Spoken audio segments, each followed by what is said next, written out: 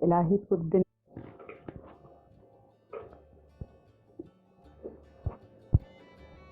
آج جو عذاب الہی پر دنیا میں اللہ تعالیٰ کی نافرمانی، دولت اور تعداد سے محبت کرنے کی صورت میں نازل ہو چکا ہے، ہر فرد توبہ توبہ کر رہا ہے، کیونکہ ہمارا شیوا بن چکا ہے کہ جب ہم پر انفرادی یا اجتماعی آفت نازل ہوتی ہے تو ہم خدا سے توبہ کرتے ہیں۔ جب پریشانی ختم ہو جاتی ہے تو پھر وہی خود غرضی کی زندگی شروع کر دیتے ہیں، نہ کسی کے کام آنا اور بس دولت آ جائے تو ہر ایک کو اپنے سے کم تر تصور کرنا۔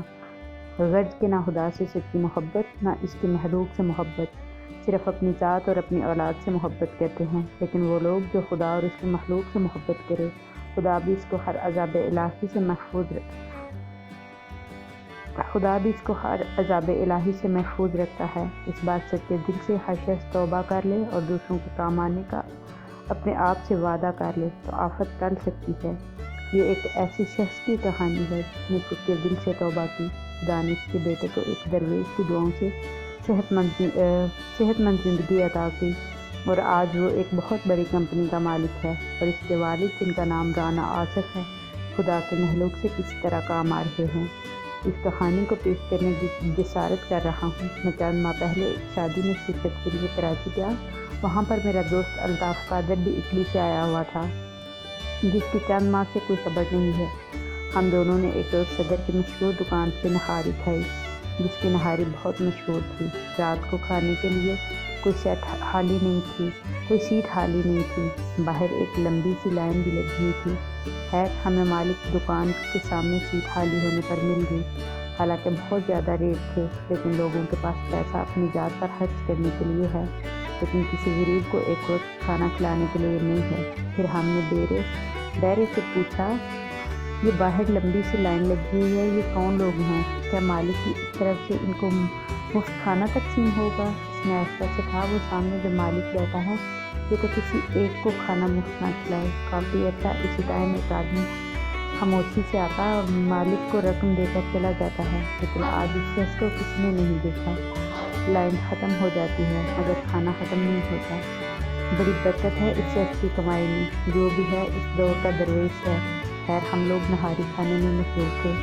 اسی اثنا میں سادہ سے کپڑوں میں ایک آدمی بیگ لے کر مالک کے پاس آیا۔ مالک اس کو لے کر اندر کمرے میں چلا گیا۔ جو مالک دکان کسی گاہک کو ایک خاطر میں نہیں لا رہا تھا، وہ اس کی عزت و احترام سے رخصت کر کے باہر تک آیا، جیسے عموماً ہم ہر ایک کو غلط رویے سے دیکھتے ہیں۔ میری بھی سوچ ایسی تھی۔ جب ہم کھانا کھا کر باہر آئے تو وہ بھی شخص باہر ضرورت مند لوگوں کی لائن میں کھڑا تھا۔ نہ چاہتے ہوئے میں نے کہا، یہ کون آدمی ہے جس کو مالک دکان میں اتنی اہمیت دی؟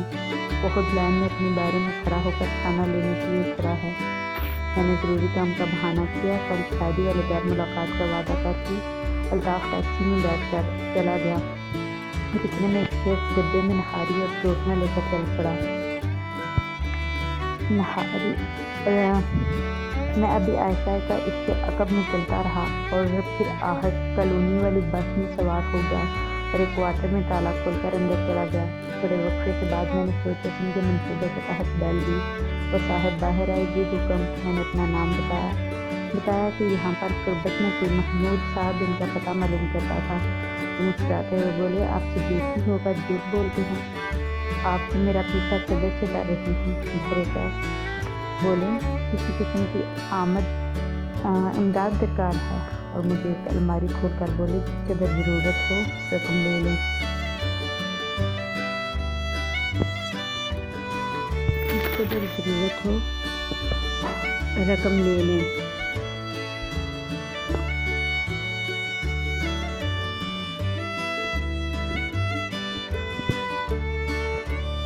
وہ الماری نوٹوں سے بڑی تھی اور زیادہ تر نوٹ بڑی رقم والے یعنی 5000 والے تھے۔ نہیں جناب، آپ کی دعاؤں سے میں معقول پینشن لیتا ہوں، اس پر میرا کوئی حق نہیں ہے۔ میں نے کہا، پھر کیا چاہتے ہیں؟ میں نے ساری کہانی ان کو بیان کر دی کہ کس طرح آپ نے دکان کے مالک کو ادائیگی کی، پھر ضرورت مندوں کی لائن میں لا کر اپنی ہی ادائیگی کا کھانا حاصل کیا۔ وہ کہنے لگے، بات ہے کہ جہاں تک ادائیگی کا تعلق ہے، یہ ان کا حق تھا، اور لائن میں بھی میں اس لیے کھڑا ہوا تھا تاکہ مجھے بھی اس کی کیفیت سے گزرنا پڑے جس سے جو ضرورت مند گزرتے ہیں۔ لیکن یہ تبدیلی کیسے میں نے پوچھا۔ اس درویش فقیر نے میری زندگی بدل دی اور میرے بیٹے یاسر کو ان کی دعاؤں سے پکار اللہ تعالیٰ نے میری زندگی عطا سکھائی اور یہی آج میرے کاروبار سے دیکھ بھال کر رہا ہے اور اس فقیر کی ہدایت کے مطابق خدا اور اس میں لوگ تھوڑی بہت خدمت کرتے قدر کے عذاب سے محفوظ رہنے کی کوشش کر رہا ہوں۔ پھر انہوں نے اپنی اس فقیرانہ زندگی سے یوں پردہ اٹھایا۔ میرا نام وقار عثمانی ہے۔ میرے والد مرحوم ایک بہت بڑی کمپنی کے مالک ہے۔ ان کی وفات کے بعد تمام کاروبار اکلوتی اولاد ہونے کی وجہ سے میں مالک بن گیا۔ میری بیوی بھی ایک اعلیٰ خاندان کی پڑھی لکھی اور دولت مند تھی۔ ویسے دولت ہمارے گھر کی لونڈی ہونے کی وجہ سے میں بہت مغرور اور خود غرض تھا۔ نہ کبھی زکوٰۃ خیرات کی تھی اور نہ اپنے سے غریب رشتے داروں سے رانا تو درکنار ان کو اپنے گھر آنے پر ذلیل کر کے گھر سے نکال دیتا۔ میرا ایک بیٹا تھا، میں نے اس کو اعلیٰ تعلیم دلوائی، لیکن اچانک اس کو ایک دم عجیب بیماری لگ گئی۔ وہ زور سے چلاتا اور اس کا درد سے برا حال ہو گیا۔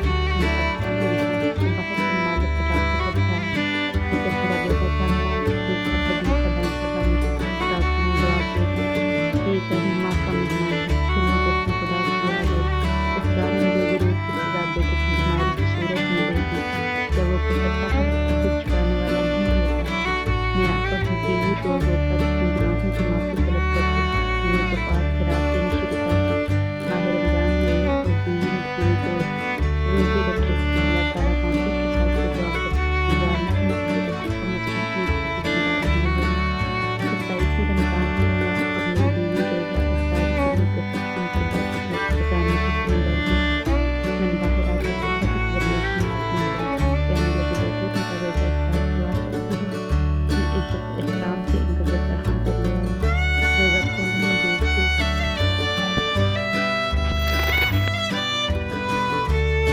روزہ کھولنے میں دیر سے اچانک میرے بیٹے نے زور زور سے چلانا شروع کر دی اور رونے لگا۔ ہمیں لگا کہ شاید اس کا وقت قریب آ گیا ہے۔ میں اور میری بیوی دیوانہ ہو گئے تھے، اس کے کمرے میں باہر ہو گئے۔